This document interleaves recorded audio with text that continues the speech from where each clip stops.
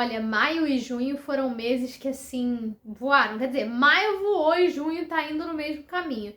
Mas não é que tem rendido coisa boa? Então, nesse vídeo eu vou contar pra vocês tudo que eu andei lendo aí nesse meio tempo.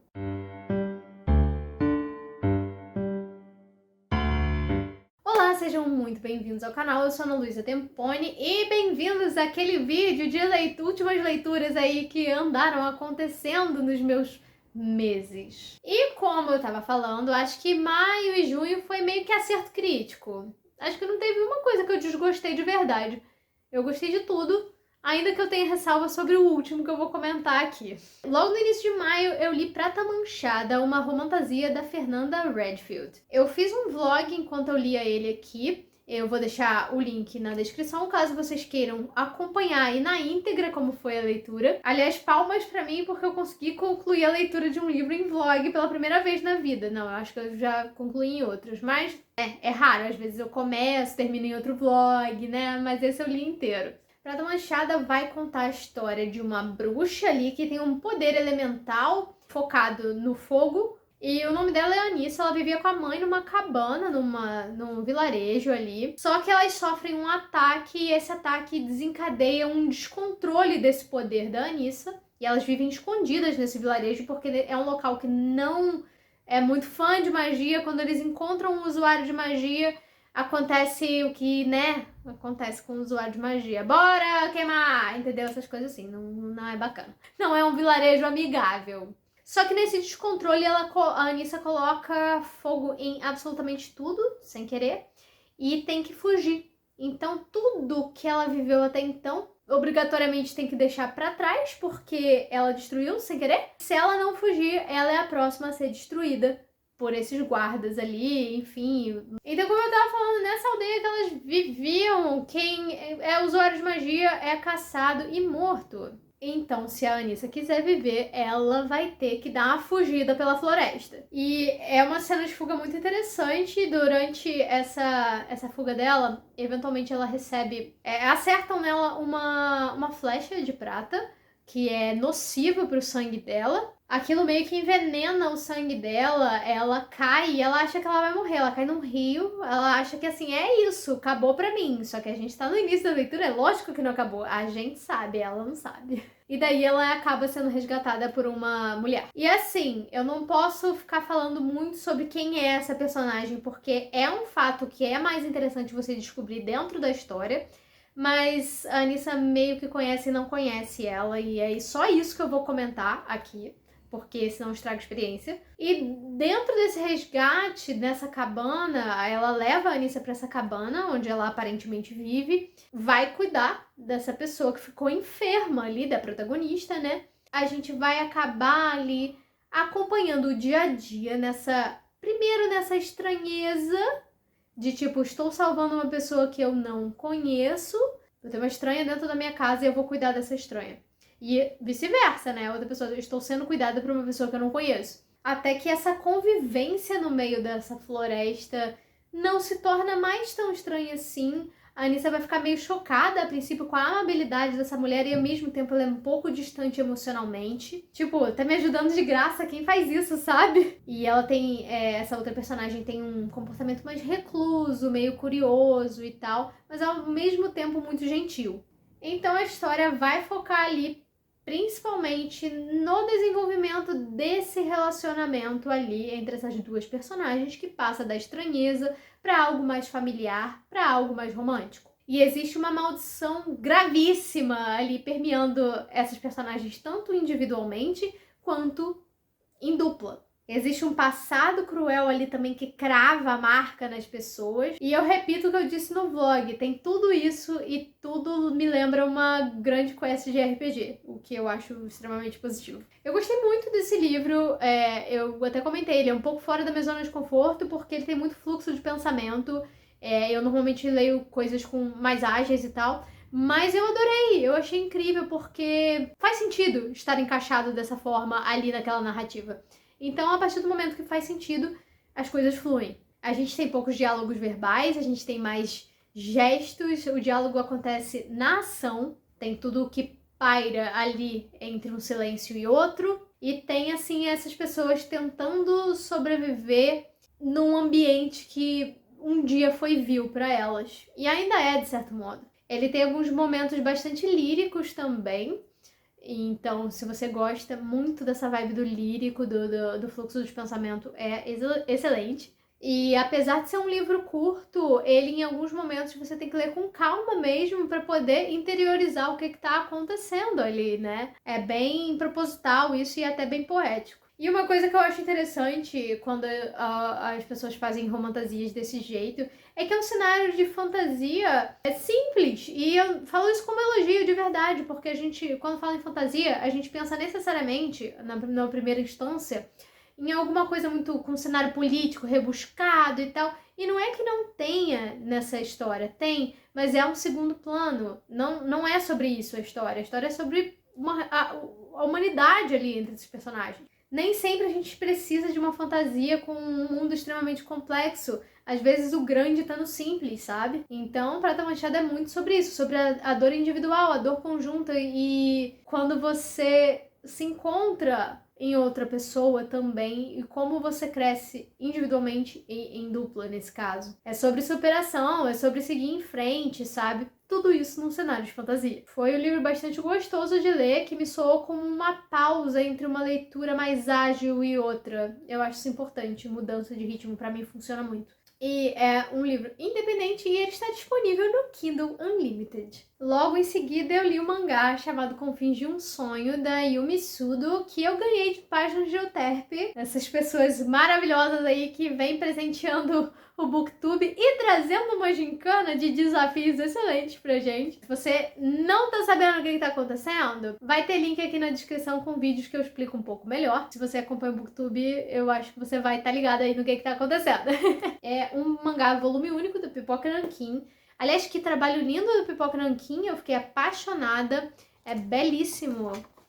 Tudo aqui é lindo. Tem um vídeo que eu mostro melhor o livro por dentro, tá? E olha, eu vou falar pra vocês, esse aqui entrou para um top melhores leituras do meu ano, assim, em 2 segundos, tá? Essa lista do final do ano vai ser difícil de fazer. Até agora teve tanta coisa boa que eu acho que eu não vou conseguir fazer 10 melhores leituras. Vai ter que ser tipo 15, não sei, vamos ver. E eu fiquei encantada com isso aqui, que isso aqui é volume único, né? Porque eu tô acostumada a ver mangá 500 volumes. Esse aqui, volume único, eu achei lindo. Mas pode ser falta de conhecimento meu, eu sei disso, tá, gente? Eu não conhecia esse mangá antes de ficar perambulando na internet. Ele é um mangá yuri. Assim, ele trata alguns temas sensíveis, então eu já vou avisando logo. Por exemplo, suicídio. E tem alguns outros temas aqui também um pouco mais fortes, mas acho que esse é o que mais pega. Na verdade, é uma tentativa de, mas ainda assim, se você é sensível a esse tipo de conteúdo, por favor, tenha isso em mente. O mangá é um drama, né? E ele vai contar a história de 2 mulheres que aqui, no presente momento do mangá, elas já têm ali por volta dos seus 80 anos, viveram no Japão do século 20, né? E então, apesar da gente conhecê-las logo com 80 e poucos anos, a vida delas entrelaçada começa durante os períodos de escola. E essa história é uma enorme reflexão. A vida de muita gente seria diferente se a história do mundo, né, fosse mais gentil com quem não se encaixa no considerado padrão, né? Principalmente aqui, nesse caso, com pessoas que se relacionam com o mesmo gênero. Se a história tivesse sido mais gentil, as coisas seriam muito diferentes hoje em dia e pra muita gente. Pro findar da história de muita gente. Então, é bem profundo, tá? Então, essa história aí vai cortar eventos do século XX e vai passar ali um tempo também, por exemplo, na década de 40, durante a Segunda Guerra Mundial, como isso impactou a vida desses personagens e vai culminar lá em 2018, que é o fim da história dessas pessoas. E essa história é contada de trás pra frente, o que traz uma compreensão muito interessante para essa narrativa. Uma dessas mulheres, ela tá com uma doença que tá minando a memória dela.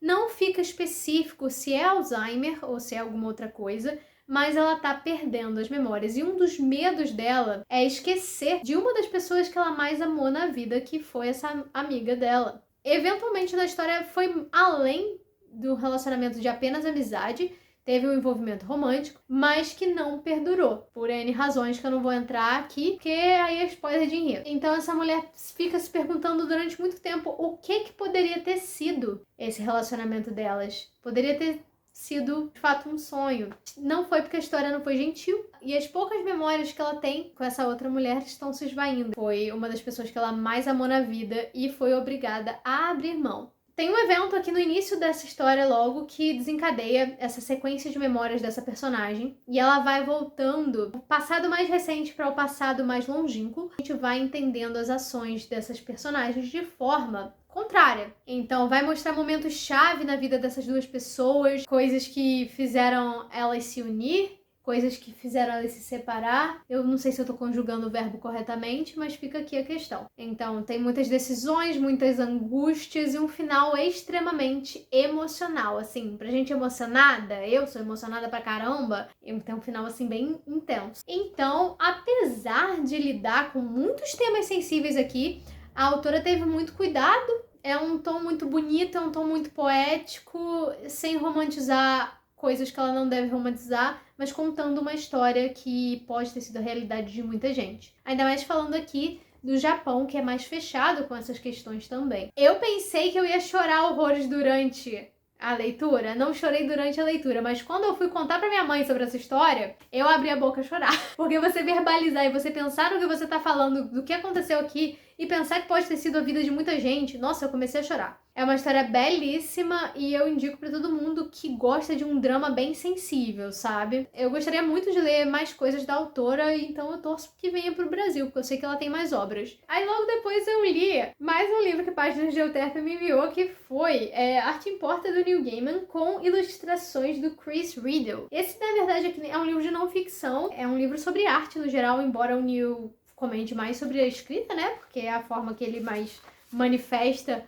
o lado artístico dele, a profissão dele, né? Enfim, é um livro sobre arte. Independente de você ser escritor ou não, se você é só leitor mesmo, não escreve, mas se você aprecia a arte no geral, é um livro que vale super. E eu falei que eu ia ler uma página por dia desse livro aqui. Aí eu passei a ler 2. Aí quando eu vi, eu já tinha lido tudo, porque, né, tava achando muito, muito bom. Eu falei, vou continuar lendo. Mas é aquele tipo de livro pra você pegar e ler de vez em quando pra te dar aquele gás de tipo, cara, a arte importa, sabe? Às vezes é muito engraçado quando você vai falar a sua profissão, né? Qual é a sua profissão? Eu escrevo, eu sou escritora. Tá, e mais o quê? E aí, arte importa. E a arte aqui, além de ser algo sensível, que mexe com a nossa essência, algo que mexe com a nossa sensibilidade e tal, é uma profissão. E o Neil falando essas coisas aqui. Se Neil Gaiman falou várias coisas de dificuldade que ele passou, aqui dirá os meros mortais. Recado pra mim no futuro, sempre que eu precisar. Então aqui, eu acho que pra todo artista, independente do segmento, são gotinhas de esperança by Neil Gaiman. E esse livro é um abraço. Eu acho que todo mundo, independente de ser artista ou não, ou de apreciar a arte em si, deveria ler isso daqui. Bom, aproveitando aqui que eu fiz uma pausa num livro que é um pouco de, né, mais light. Se você tá gostando do conteúdo, não se esqueça de se inscrever aqui no canal. E caso você não queira perder nenhum conteúdo, ativa o sininho pro YouTube te notificar quando tiver vídeos novos. Deixa aquele like, porque like me ajuda demais a engajar esse vídeo para que ele possa chegar a mais pessoas. Estamos crescendo aqui cada vez mais com a ajuda de vocês, então já fica aqui meu muito obrigado. E comente aí embaixo se vocês têm vontade de ler um desses livros, o que vocês andaram lendo nesses últimos meses de muito interessante. Comenta aí o que vocês quiserem, se quiser comentar um emoji eu fico feliz. Eu sei que você tirou um tempinho pra ver o vídeo, eu fico muito grata. Por último, caso queira me seguir nas redes sociais, fica tudo na descrição. Aí logo depois eu li A Escuridão de Kyoshi, que é a parte 2, né, é uma duologia da Avatar Kyoshi. Eu li emendando logo quase no primeiro, que eu fiz um vlog aqui, vou estar deixando aqui no box de descrição também. Ó, mês passado eu tava assim, ó, com vlog, eu tava empolgadíssima fazendo vlog. E assim, eu comentei que eu amei o primeiro, que vai remontar aí a história da Avatar Kyoshi nos seus primórdios tempos, quando ela descobriu o seu avatar. E por mais que eu tenha amado o primeiro livro, eu achei esse aqui extremamente arrastado, foi um suplício terminar de ler. Eu só enfrentei ele até o fim porque eu gosto muito da Kyoshi e eu gosto muito do universo Avatar. Por incrível que pareça, a escrita fica bem melhor do que no primeiro, mas a história fica pior. Nesse livro aqui a gente vai estar lidando com um conflito ali na Nação do Fogo. A gente vai conhecer mais dos clãs ali, do funcionamento da Nação do Fogo, e vai lidar com um conflito entre dois irmãos, um que é o Senhor do Fogo e o outro que tem ali mais aptidão para ser o Senhor do Fogo, mas ele é filho de por fora do casamento, então tem essa rixa ali. Então, como todo mundo na Nação do Fogo é emocionado, não pode espirrar que já tem a iminência de um Agni Kai, ou então até de um conflito maior a nível de exército. E aqui também a gente vai ter um inimigo que provém de alguns acontecimentos do primeiro livro, e eu achei sinceramente a pior parte. Esse vilão não me desceu de jeito nenhum, eu achei ele um vilão bem fraquinho. A motivação é entendível, mas é fraca e pouco interessante. Então a história basicamente é a Kyoshi interferindo nesses conflitos da Nação do Fogo e também lidando com seu processo pessoal de entrar em contato com as suas encarnações anteriores, principalmente ali a relação truncada que ela tem com o Avatar Kuruk e também com uma espécie de admiração e receio da Yang Chen, que veio antes do Kuruk. A má fama do Kuruk ainda perdura ali no universo que a Kyoshi vive. O Kuruk é a Kyoshi, né? Ela é a reencarnação do Kuruk. Eu amo esse tópico em Avatar. Aliás, é um tópico que eu sou apaixonada. Então, assim, eu amo quando lida com vida passada e tal. E pra mim, a parte melhor do livro é a conexão da Kyoshi com o Kuruk. E por que que ela despreza o Kuruk e o Kuruk tentando explicar o porquê que ele agiu de forma que ele agiu. Só vou dizer que, tipo, o Kuruk tem uma má fama não é à toa, não foi de sacanagem. E como eu tava falando, o conflito da Nação do Fogo eu achei um pouquinho entediante. Só serviu de plano de fundo pra embasar ali o vilão, que, como eu disse, eu também achei um saco. O livro não foi péssimo, tá? Do jeito que eu tô falando, parece que foi uma coisa horrível. E não, ele só foi ok. O primeiro é muito bom e esse aqui é só ok. Mas é aquele negócio, se você é fã de Avatar, eu acho que vale a pena conferir, sim. Se você não é fã, eu já não sei. Mas assim, se você é fã, eu acho que vale muito a pena conferir, porque Kyoshi é um ser, assim, maravilhoso. Ela mesma não se dava o devido crédito de ser uma mulher incrível. Era um peso muito grande pra ela ser uma mulher incrível. Ela não reconhecia isso e é um processo ali. Ela vai aprendendo no caminho, ela não se acha digna do título de Avatar, por exemplo. E ela é uma mulher com poder pra dar e vender, sabe? E o mais legal é que a gente conhece a Kyoshi lá em A Lenda de Aang como sendo uma mulher de 2 metros, imbatível, ninguém parava, aquela torre de pessoas, sabe? Só que quando você vai conhecendo ela de forma humanizada, você entende por que ela imprimia essa imagem e por dentro ela tinha insegurança como todo mundo tem. E a gente vê o coração de ouro que ela tem, ao mesmo tempo mascarado por um monte de coisas que foram necessárias para que ela pudesse sobreviver nesse mundo e exercer ali a função de Avatar da melhor forma possível. E nesse a gente não vai ter tanto assim, embora tenha sobre a relação que ela tem com a General do Fogo, a Randy. Te amo, Randy, conte comigo pra tudo. E assim, tem menos do que no primeiro, o que também implicou pra eu gostar menos do segundo do que do primeiro, porque a Randy é um amorzinho de personagem, entendeu? E eu me identifico com ela. Enfim, o auge do livro pra mim foi uma briga que ela tem com a Kyoshi e envolve um negócio com macarrão e é sensacional. Bom, então mesmo sendo um livro mediano, se você é fã de Avatar, vale a pena conferir. E por último, eu finalmente terminei de ler Como Se Fôssemos Vilões, da M.L. Rio. Eu achava que eu ia terminar ele mais rápido, mas ele tem um cheiro engraçado. Assim, apesar de ter poucas páginas, a letra é bem pequenininha. Eu acho ela até confortável, ela tem um espaçamento bom e tal, não é um problema, mas é muito texto. Então, e eu acabei me enrolando mesmo no final do mês e acabou que eu não li tanto quanto eu gostaria. Esse livro aqui ficou famoso aí, eu não sei se a origem dele ficou famosa lá na Rede da Dancinha ou se ele já tinha certa fama antes, eu não sei. Eu sei que ele ficou muito famoso ali na Rede da Dancinha. Tanto é que ele é vendido como tal lá no título, no anúncio pra vender. E é assim, de vez em quando eu leio uns hypes assim, não é que eu não leia muita coisa do hype, eu até leio bastante coisa hypada. Só que eu, de vez em quando, eu elejo algum, assim, da rede ao lado e falo, vamos ver se eu vou odiar, vamos ver se eu vou gostar. E aí esse daqui foi a vítima da vez. E é assim, como eu disse já em outros momentos aqui, que eu tava lendo, esse livro tem ator pedante, tem personagem fazendo bobagem em cima de bobagem. Eu fiquei 3 anos aqui pensando em qual palavrão que eu não ia falar aqui, porque fique constatado. Tem suspense, tem umas mortes inesperadas, assim. Tem a vibe Dark Academia. E aí a gente vai ter uma história narrada pelo Oliver. A princípio a gente tem ele ali saindo de uma penitenciária. Ele tá acabando de cumprir a pena dele e ele resolve contar a história de tudo o que aconteceu, que culminou na prisão dele, pro detetive que está se aposentando. O detetive que cuidou do caso lá em 97 é o detetive que está se aposentando 10 anos depois e ele quer ouvir a verdadeira história. Só que o Oliver falou assim que eu sair daqui da penitenciária eu conto pra você.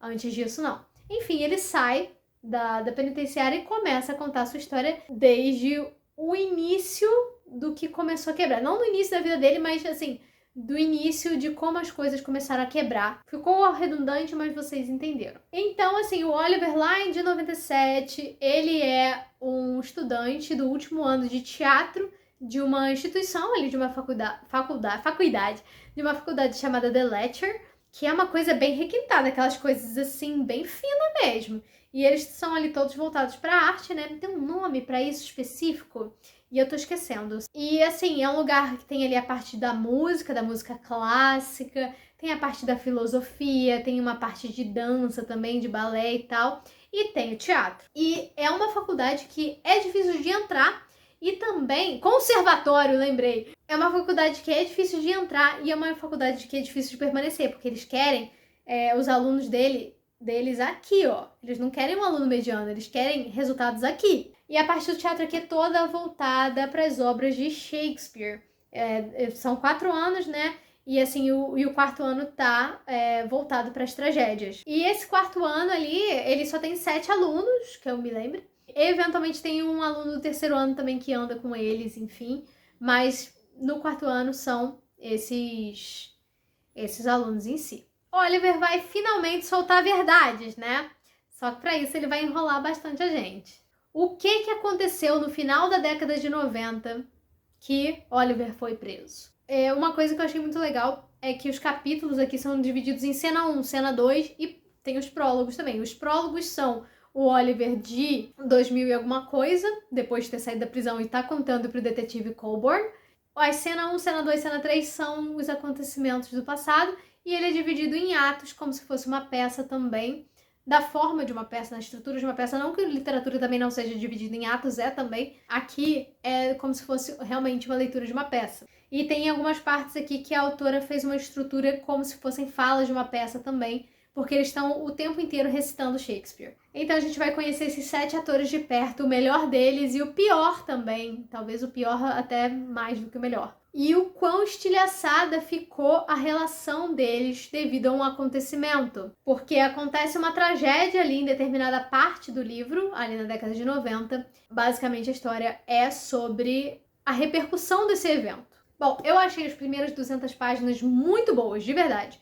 Aí, depois, eu já comecei a ficar, gente, se tivesse 100 páginas a menos, isso aqui ia ser perfeito. Mas isso sou eu, tá? Isso não é regra, tá? Óbvio.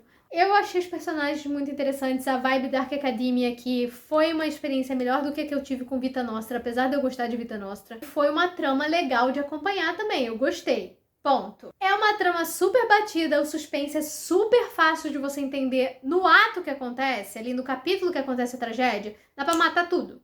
Ainda mais que assim, teve uma época da minha vida que eu li muito suspense. Se você tem uma certa bagagem ali, apesar de eu não ler tanto suspense hoje em dia, mano, é super batida. Mesmo assim, os personagens são interessantes e aí você acaba, né, acompanhando, independente de você já ter matado a trama ali e no meio do livro. E assim, tem uma coisa aqui que é a intenção da autora de criar uma tensão entre 2 personagens aqui, uma tensão amorosa, uma tensão sexual ali, teve uma intenção.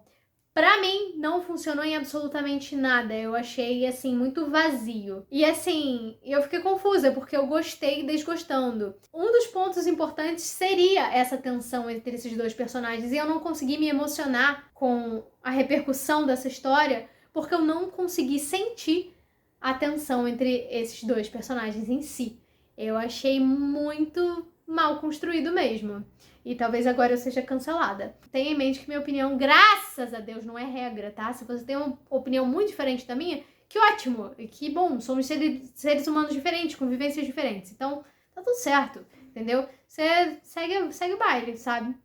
Eu adorei várias coisas aqui no meio, outras coisas eu falei assim, tu jura? Agora, é muito legal, em contrapartida, ver o conhecimento da autora de Shakespeare aqui. Apesar de não ser a intenção dela fazer um estudo profundo sobre as obras de Shakespeare aqui, você vê que é muito orgânico o jeito que ela insere. E eu fico na dúvida. Eu não consegui sentir essa intensidade, mas eu acho real que isso é de cada um. E pode ser que alguém vá ler esse livro aqui e vai sentir tudo que, nossa, nas entranhas. Pra mim não teve entranha, pra mim ficou aqui, na superfície, sabe? Mas isso realmente vai de cada um, sabe? Experiência nunca é demérito nem pro lado A, nem pro lado B. Enfim, tô divagando aqui porque eu fiquei realmente confusa com essa experiência, mas eu amo a instituição ator pedante, então valeu a pena.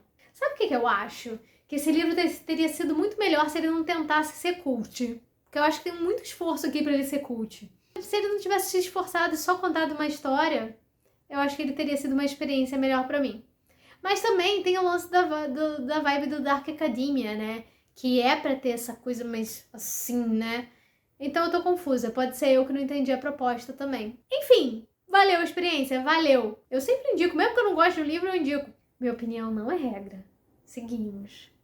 Não é unânime, tá? Mas foi uma boa experiência. E por hora é isso, gente. Muito obrigada por você ter assistido o vídeo até aqui. Se inscreva aí no canal e a gente se vê no próximo vídeo. Tchau!